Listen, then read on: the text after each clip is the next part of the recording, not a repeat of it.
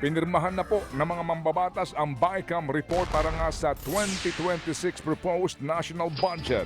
Tinagurian pong makasaysayan ang naging deliberasyon ng Bicameral Conference Committee sa 6.3 trillion piso na halaga po ng ating proposed budget sa susunod na taon. Ito kasi ang kauna-unahang pagkakataon na live stream ang buong BICAM hearings.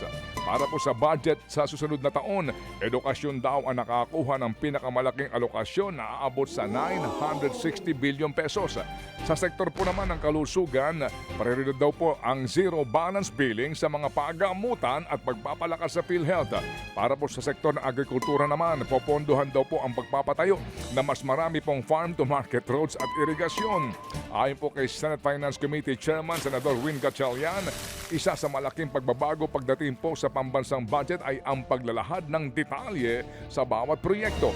Nakatakda pong ratifikahan ang 2026 budget ngayon pong araw para sa huling review ng mga probisyon nito bago ipadala sa palasyo para pirmahan ni Pangulong Marcos Jr. Samantala, aminado po ang palasyo na wala pang ang usapan kung sino-sino nga ang ipapalit sa mga nagbitiw na miyembro ng Independent Commission for Infrastructure o ICI December 26. Nang magbitiw na sa komisyon si ICI Commissioner Rosana Fajardo.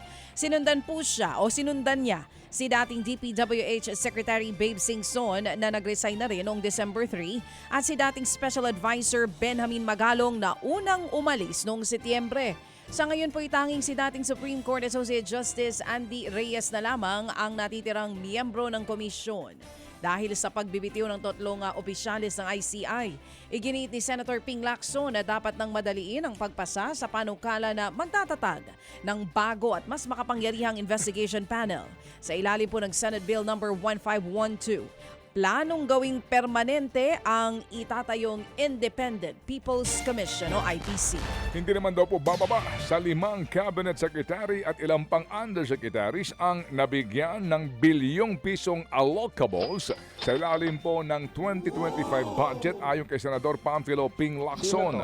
Ayon kay Lacson, galing ang mga nakita niyang pangalan sa mismong dokumento ng yumaong dating DPWH Undersecretary Catalina Cabral.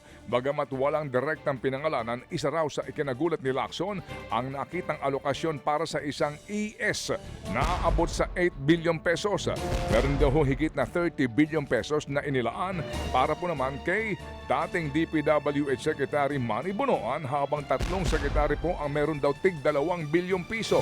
Wala pang pahayag po ang palasyo tungkol dito pero una po sinabi ng Malacanang na dapat ding imbestigahan kung paano nga daw po nakuha ni Batangas Representative Leandro Leviste ang naturang sinasabing Cabral files. Samantala, handa naman daw saluhin ng Office of the Ombudsman ang trabaho ng ICI kapag binuwag ito. Kasunod ng sunod-sunod na pagbibitiw ng ilang miyembro ng komisyon. Ayon po sa Ombudsman, hindi raw dapat ikabahala ng publiko ang resignation ng tatlong opisyales ng ICI. Dahil natural lamang daw ito lalo't binuo lamang ang komisyon sa kasagsagan ng transition period kung kailan wala pang itinatalagang bagong ombudsman. Ang git ng Ombudsman, binuo ang ICI para mabilis na imbestigahan ang flood control scam. Ngayong nasa pwesto na si Ombudsman Boying Remulla, tiniyak po nila na aaksyonan ang lahat ng nai-refer na kaso ng ICI. Asahan na raw ang mas marami pang personalidad na makakasuhan sa mga paparating na araw dahil dito.